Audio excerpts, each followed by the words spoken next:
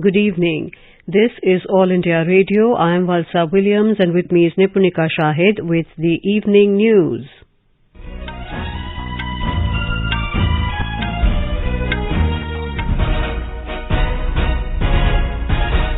The headlines. Prime Minister Narendra Modi holds bilateral talks with his Danish counterpart Mette Frederiksen in New Delhi today. India and Denmark signed 4 agreements in different sectors, including skill development and environment, also decide to expand ties in the fields of health and agriculture. Danish Prime Minister says Prime Minister Modi is an inspiration for rest of the world. Defence Minister Rajnath Singh says Indian Coast Guard holds an important place in world's best maritime forces. Health Minister Mansukh Mandavia states to accelerate COVID vaccination pace to achieve target of 100 crore doses. India's COVID vaccination coverage crosses 94 crore mark. Northeastern region witnessing new era of resurgence, asserts Vice President M. Venkaiah Naidu. In women's cricket, Australia beat India by 4 wickets in second T20 in Queensland, and in IPL cricket, Delhi Capitals to play Chennai Super Kings in first qualifier in Dubai. Royal Challengers Bangalore to face Kolkata Knight Riders in eliminator at Sharjah on Monday.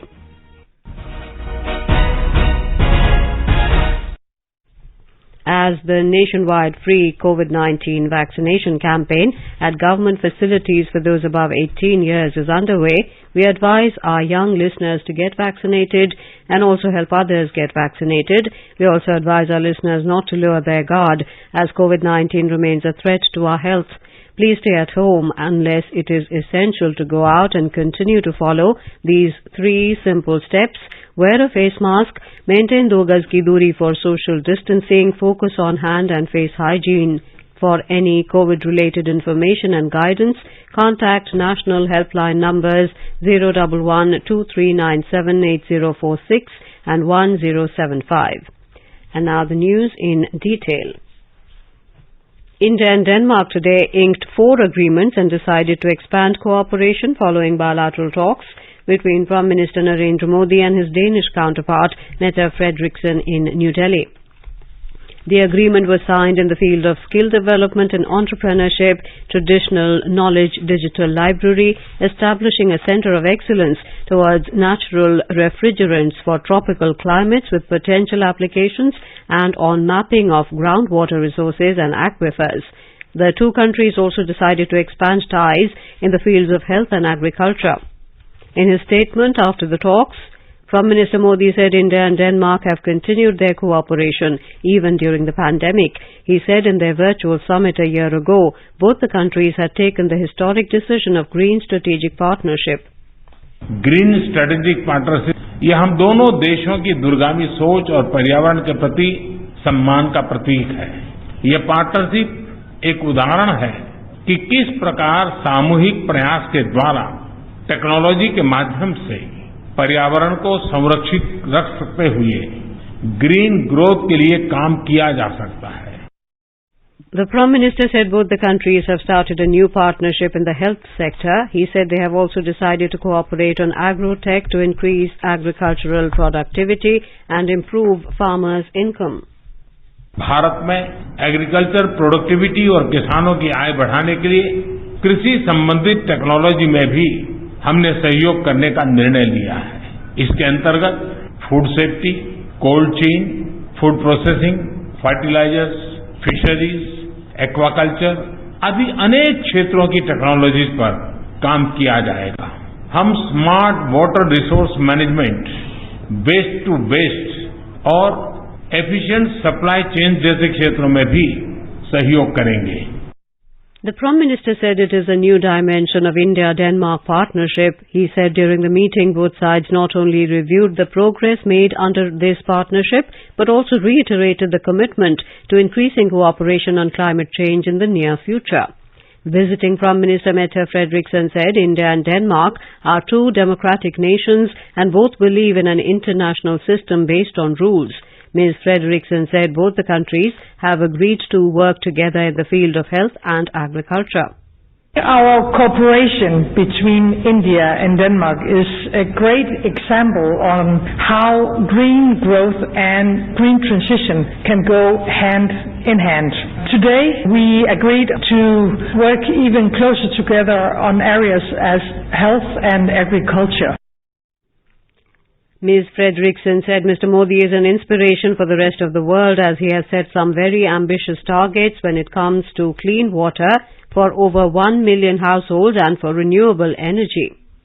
In a joint statement issued after the meeting between Prime Minister Narendra Modi and his Danish counterpart Mette Frederiksen in New Delhi, they agreed to enhance efforts for reforming and strengthening multilateralism and a rules-based international order, including freedom of navigation. The two Prime Ministers shared perspectives on developments in their respective regions, including the worrisome situation in Afghanistan. They agreed on the importance of avoiding further regional destabilization, strengthening regional engagement, including regional trade and connectivity, and taking firm steps to counter radicalization and maintaining progress on fundamental rights. They also committed to continuing support to the Afghan people while underlining the need for inclusivity in Afghanistan, counter-terrorism guarantees and respect for human rights, in particular women's rights, in accordance with UNSC resolution. The Danish Prime Minister also called on President Ramnath Kovind at Rashtrapati Bhavan this evening. Welcoming Ms. Frederiksen, President Kovind said the recently launched Green Strategic Partnership between India and Denmark will make the relationship even stronger. Earlier in the morning, Ms. Frederiksen was accorded a ceremonial reception at the forecourts of the Rashtrapati Bhavan. Prime Minister Narendra Modi received and welcomed his counterpart. She was given a guard of honor on the occasion. Later, she went to Rajghat and paid floral tributes to Father of the Nation Mahatma Gandhi. The Danish Prime Minister reached New Delhi late last night on a 3-day visit to India. External Affairs Minister Dr. S. Jaishankar will pay a 4-day official visit to Kyrgyz Republic, Kazakhstan and Armenia from tomorrow. Dr. Jaishankar will reach Kyrgyz Republic tomorrow for a 2-day visit. This will be his first visit to the country as External Affairs Minister. He will hold a bilateral meeting with the Foreign Minister of Kyrgyzstan and also call on the President of Kyrgyz Republic. The External Affairs Minister will be in Kazakhstan for 2 days from Monday. He will be visiting Armenia on 12th and 13th of October. Defence Minister Rajnath Singh today said that it is not possible to create a comprehensive internal and external security framework without maritime security. Speaking at the investiture ceremony of Indian Coast Guard in New Delhi, Mr. Singh said starting with 4 to 6 boats, Indian Coast Guard now has more than 150 ships and 66 aircraft. He said Indian Coast Guard holds an important place in the world's best maritime forces. आज हमारा देश तेजी से विकास के पथ पर आगे बढ़ रहा है और इस राह में अनहिंडर्ड मैरीटाइम एक्टिविटी हमारी एक प्रमुख आवश्यकता है। एक राइजिंग मैरीटाइम पावर होने के चलते हमारी प्रॉस्पेरिटी बहुत हद तक समुद्र पर निर्भर है। इसलिए अपने साथ साथ क्षेत्र के सभी देशों की सुरक्षा और प्रगति हमारा एक यह प्रमुख उद्देश्य है। On the occasion, Mr. Singh presented the Gallantry and Meritorious Service Medals to Indian Coast Guard personnel. The Territorial Army today celebrated its 72nd Raising Day. On the occasion, Director General Territorial Army Lieutenant General Preet Mohindra Singh paid tributes to the fallen bravehearts by laying a wreath at the National War Memorial. A number of commemorative events were also held across the country to mark the occasion. Initially, the Territorial Army consisted of infantry, armoured corps, air defence artillery, signals, supply and other departmental units. It was formally raised by the first Governor-General C. Rajagopalachari on the 9th of October in 1949. You are listening to the evening news on All India Radio. A reminder of the headlines before we move on. Prime Minister Narendra Modi holds bilateral talks with his Danish counterpart Mette Frederiksen in New Delhi today. India and Denmark signed 4 agreements in different sectors including skill development and environment, also decide to expand ties in the fields of health and agriculture. Danish Prime Minister says Prime Minister Modi is an inspiration for the rest of the world. Defence Minister Rajnath Singh says Indian Coast Guard holds an important place in world's best maritime forces.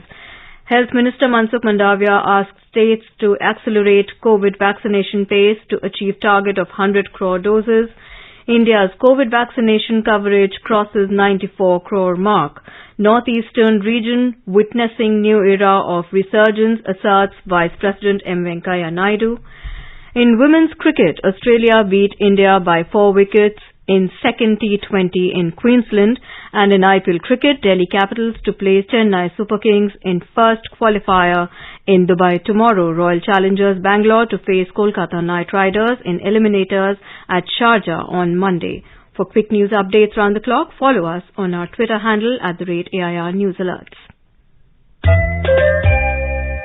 चलो मिलकर एक शुरुआत करें, चलो एक फैसला आज करें, मास्क नहीं तो टोकेंगे, कोरोना को रोकेंगे, चलो एक इरादा करते हैं, चलो कुछ वादा करते हैं, मास्क नहीं तो टोकेंगे, कोरोना को रोकेंगे. Welcome back to the evening news. India has crossed yet another milestone in the COVID vaccination drive, with the total vaccination crossing the 94 crore mark today. The Union Health Ministry has termed it as yet another achievement in its fight against COVID-19. More than 19,000 new cases were reported in the country during the last 24 hours. The recovery rate is currently at 97.98%, the highest since March last year. Over 23,000 people recovered in the last 24 hours. Health Minister Dr. Mansukh Mandavia today reviewed progress of COVID-19 vaccination with 19 states. He interacted with principal secretaries and mission directors of the National Health Mission of all these states. He exhorted each state to increase their vaccination target so that the administration of the last 6 crore doses for reaching the mark of 100 crore is achieved in the next few days. Dr. Mandavia noted that festivals usually synonymous with auspiciousness, joy and large gatherings, if not done in accordance to COVID protocols, can derail the containment of COVID-19. He said the twin-pronged solution is to follow COVID protocols very strictly and speeding up of vaccination. In our bilingual live phone-in program, Corona Jagrukta series, Director at AIIMS in Bhopal, Dr. Sarman Singh, will be answering the queries related to coronavirus. The live program can be heard on FM Gold channel and additional frequencies from 9:30 p.m. onwards. Vice President of India M. Venkaiah Naidu said that there is a new era of resurgence in the Northeast region. He said this while addressing a special assembly session of Arunachal Pradesh State Legislative Assembly today. Appreciating the pace of development in Arunachal Pradesh and entire Northeast in the recent time, Mr. Naidu said a new interest and a new energy for the change and development of the region can be seen clearly. The Vice President said that there has been substantial improvement in the security scenario in the Northeast region today, with 70% decline in insurgency-related incidents in 2019. Union Minister of Commerce and Industry Piyush Goyal has called export promotion councils for $450 to $500 billion exports next year. Mr. Goyal said this while addressing the mid-term review meeting with heads of various export promotion councils through video conferencing today. Expressing satisfaction that India's exports have bounced back, touching $197 billion in the first half of financial year 2021-22, he said, with 48% targeted volumes achieved, we are on the right track. He informed that Prime Minister Narendra Modi will unveil his most ambitious infrastructure development vision, Gati Shakti program, on Ashtami, the day of Goddess Durga representing Shakti, on the 13th of October. Union Minister Dharmendra Pradhan has sought the personal intervention of Odisha Chief Minister Naveen Patnaik for the expeditious implementation of PM Swamitva scheme in the state. In his letter to Mr. Patnaik, the Union Minister said Prime Minister Narendra Modi launched the scheme in April last year as a reformative step towards establishment of clear ownership of property in rural inhabited areas with the help of drone technology. We have a report. stating that the Prime Minister's Swamitva Yojana provides record of rights to village household owners. Union Education Minister Mr. Pradhan has detailed out the multiple benefits of the scheme, enumerating financial stability of rural citizens, determination of property tax, reduction of property-related disputes, creation of survey infrastructure for disaster management, and comprehensive village-level planning as the key benefits of the scheme. Mr. Pradhan has requested the Chief Minister Mr. Patnaik to intervene personally for the expeditious implementation of the scheme in Odisha, which could be of immense help in fighting poverty, ensuring a life of dignity for the poor, realizing the vision of Gram Swaraj, and over and above, building of an Atmanirbhar Bharat. Girish Chandra Das, AIR News. Union Minister of State for Information and Broadcasting Dr. L. Murugan reached Srinagar on a 3-day visit to Kashmir Valley. The minister inaugurated Recirculatory Aquaculture System (RAS) facility in Pulwama. The facility is developed by young entrepreneur Hina Pare under Pradhan Mantri Matsya Sampada Yojana. Prime Minister Narendra Modi will launch Indian Space Association (ISPA) on Monday at 11 a.m. through video conferencing. He will also interact with representatives of the space industry on this landmark occasion. Indian Space Association is the premier industry association of space and satellite companies, which aspires to be the collective voice of the Indian space industry. Echoing the Prime Minister's vision of Atmanirbhar Bharat, ISPA will help in making India self-reliant, technologically advanced and a leading player in the space arena. BJP National President JP Nadda has said Manipur is the country's gateway to the east and is also substantial for Atmanirbhar Bharat. He said the development of the state will ultimately result in overall development of the country. Mr. Nadda was speaking at a public gathering in Bishnupur district of Manipur this afternoon. The BJP National President said the people of the country have benefited from the welfare schemes implemented by the Narendra Modi government.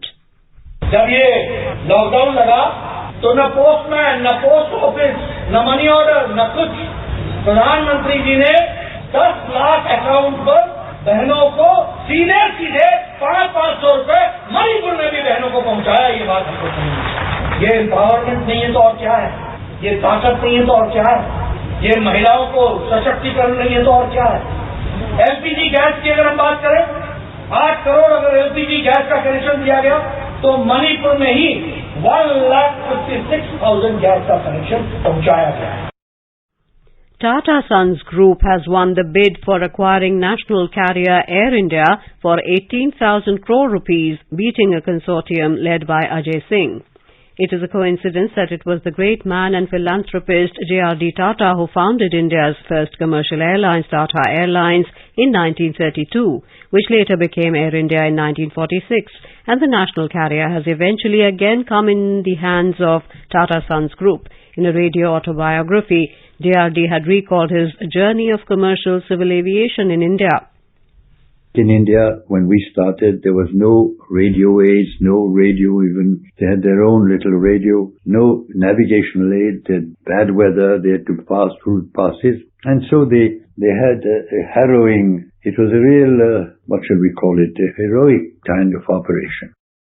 J.R.D. Tata also shared his memories when he founded India's first commercial airline, Tata Airlines, in 1932, which became Air India in 1946 and later India's national airline. It started such a small enterprise that Tata Airline, it was not even Tata Airlines, I think it was the Tata Airline. It was all right for a little enterprise of this kind with half a dozen employees and just 2 planes. But when it grew, we felt that the name should become, as now it was established and its future existence and growth seemed to be assured, that it should have a name that was more suitable for an airline. Only one airline in the world had retained the name of the founder, that was Braniff Airlines in America, which ultimately went broke, incidentally, and was picked up by one of the other airlines. So we had to find a new name. Now, I had made up my own mind, that I wanted Air India, which I thought was suitable. It may be recalled that the father of Indian civil aviation, J.R.D., was the first licensed pilot in India. He received 2 of India's highest civilian awards, Padma Vibhushan and Bharat Ratna. J.R.D. Tata died in Geneva, Switzerland on the 29th of November 1993 at the age of 89. As our nation celebrates the 75th year of independence, a series of events are being organized by the government as a part of Azadi Ka Amrit Mahotsav. Let's listen to our special program, Azadi Ka Safar, highlighting the importance of the day during the freedom struggle. Azadi Ka Amrit Mahotsav.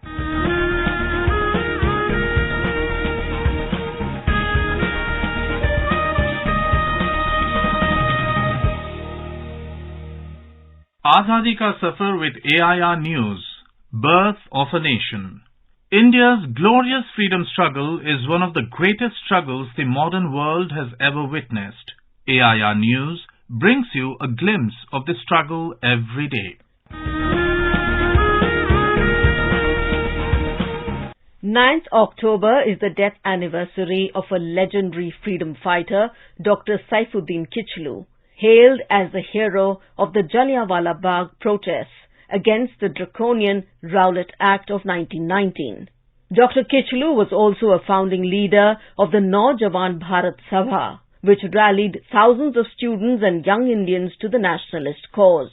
He was born on 15th January in 1888 in a Kashmiri family which had moved to Amritsar. A student of sharp intellect, Kichlu completed his bachelor's from Cambridge University in London and obtained his PhD from Germany. His revolutionary aspirations dated back to his Cambridge days when he actively participated in Majlis, a society formed by Indian students to discuss India's colonial woes. It was through these meetings that he met India's future Prime Minister, Jawaharlal Nehru. Kichlu returned to India in 1913 and started practicing law in Amritsar. Professor Amandeep Bal, head of the Department of History in Guru Nanak Dev University, Amritsar, says, after his return from abroad, one thing that stood out vividly was Dr. Kichlu's devotion and love for the nation. Doctor Saifuddin Kitchlew जब आए तो उन्होंने आके देखा कि अगर हमें हिंदुस्तान को आगे लेके जाना है तो हमें मिलके काम करना चाहिए. यही वजह थी कि अगले दिनों में उन्होंने काफी सारी ऐसी एक्टिविटीज में पार्टिसिपेट किया कि यहाँ पे ये चीजें प्रमोट हो जाए. Deeply influenced by Mahatma Gandhi and the national movement, Dr. Kichlu left his legal practice to join the cause. In March 1919, the Imperial Legislative Council passed the Rowlatt Act, which empowered the government to put people in jail without trial. Dr. Saifuddin Kichlu was one of the leaders who protested against the legislation. Professor Amandeep Bal says Dr. Kichlu's oratory was very powerful. उन दिनों में बड़ी बड़ी meetings होती थी जिनमें लोग इनको सुनने के लिए जाते थे क्योंकि डॉक्टर सैफुद्दीन किचलू बहुत बढ़िया ओरेटर थे. वो हिंदुस्तान की बात भी करते थे, कम्युनल यूनिटी की भी बात करते थे, साथ में सत्याग्रह की बात करते थे, तो लोग उनके साथ जुड़ते थे. On 9th April 1919, Dr. Kichlu and another freedom fighter, Dr. Satyapal, helmed an anti-government procession that progressed through the heart of Amritsar. The two leaders were arrested and interned in Dharamshala. On 13th April 1919, a meeting was called in the Jallianwala Bagh to protest the arrest. As the meeting was underway, British Brigadier General Reginald Dyer ordered his troops to open fire on the peaceful protesters. The troops fired 1,650 rounds of bullets at the gathering, killing around 1,000 as per the Indian National Congress. The government released Dr. Kichlu in December 1919. He was a staunch advocate of communal harmony, strongly opposing the idea of partition along religious lines. Dr. Kichlu suffered a cardiac arrest and passed away on 9th October 1963. On his death, Jawaharlal Nehru remarked that he lost a very dear friend who was a brave and steadfast captain in the struggle for India's freedom. It was also on this day in 1942, freedom fighter from Punjab Satyavati Devi made a daring act of replacing the British flag with the Congress flag in Lahore jail. Popularly known as BG or Mataji, Satyavati had been arrested on August 26, 1942, along with her 3 young children. While in prison, she organized a protest over the deplorable conditions political prisoners were forced to live in. At 5 a.m. on October 9, 1942, she rallied fellow prisoners and replaced the British flag atop the women's jail with the Congress flag. Satyavati Devi, the granddaughter of Swami Shraddhanand and the mother of former Vice President of India Krishan Kant, hosted freedom fighters such as Mahatma Gandhi, Jawaharlal Nehru and Bhagat Singh. She often fed Bhagat Singh with her own hands. She extended hospitality to the freedom fighters even as her husband, Lala Achint Ram, a freedom fighter who was popularly known as the Gandhi of Punjab, spent considerable time in British jails in Lahore. On the night before he left Lahore, nationalist leader Chandrasekhar Azad hid in her house. She left for her heavenly abode on 26 October 2010. Satyavati College of the University of Delhi is named after the great freedom fighter. That brings us to the end of this episode of Azadi Ka Safar with AIR News. See you in the next episode tomorrow.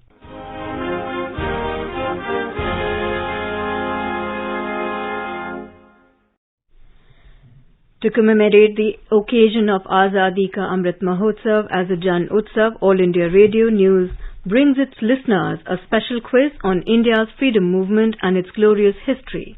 The quiz is being conducted every Monday and Tuesday in Morning News. India Post has joined hands as the logistics partner with All India Radio News for the Amrit Mahotsav quiz. Listeners can send their responses to the question over WhatsApp on 88265 or through email on amritmahotsavquiz@prasarbharati.gov.in. One lucky participant will be selected as a winner. The announcement of the name will be made the next day in the Morning News. The winner will be awarded an e-certificate and a token prize.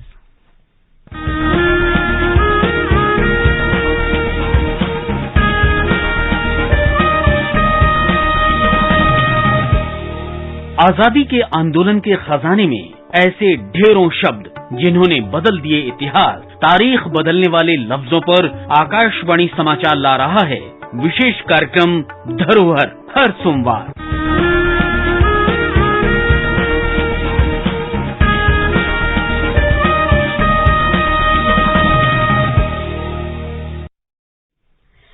In women's cricket, Australia beat India by 4 wickets in a low-scoring second T20 of 3-match series at Carrara Oval in Queensland today. With a win, Australia have sealed the multi-format series 2-1 in the ODIs, draw in Lone Test and 1-0 lead in the T20 internationals by taking an unassailable lead of 9 points in comparison to India's 5 points. In IPL cricket, 4 teams have made into the playoffs after the conclusion of the league stage. Delhi Capitals will square off against Chennai Super Kings in the qualifier 1 tomorrow in Dubai. On the other hand, Royal Challengers Bangalore will face Kolkata Knight Riders at Sharjah in the eliminator on Monday. Now let us take a quick look at the weather forecast for tomorrow. National capital Delhi will have mainly clear sky. Mumbai will have rain or thunder showers towards evening or night. Chennai is expected to have generally cloudy sky with moderate rain. Leh will have generally cloudy sky. Most of the northeastern cities, including Guwahati, Imphal, Shillong, Aizawl, Kohima, Itanagar and Gangtok will have generally cloudy sky with 1 or 2 spells of rain or thunder showers. And now before we end the bulletin, the headlines once again. Prime Minister Narendra Modi holds bilateral talks with his Danish counterpart Mette Frederiksen in New Delhi. India and Denmark signed 4 agreements in different sectors, including skill development and environment, also decide to expand ties in fields of health and agriculture. Danish Prime Minister says Prime Minister Modi is an inspiration for rest of the world. Defence Minister Rajnath Singh says Indian Coast Guard holds an important place in world's best maritime forces. Health Minister Mansukh Mandavia asked states to accelerate COVID vaccination pace. to achieve target of 100 crore doses. India's COVID vaccination coverage crosses 94 crore mark. Northeastern region witnessing new era of resurgence, asserts Vice President M. Venkaiah Naidu. In women's cricket, Australia beat India by 4 wickets in second T20 in Queensland. In IPL cricket, Delhi Capitals to play Chennai Super Kings in first qualifier in Dubai tomorrow. Royal Challengers Bangalore to face Kolkata Knight Riders in eliminator at Sharjah on Monday. And with that, we end the evening news. Good night.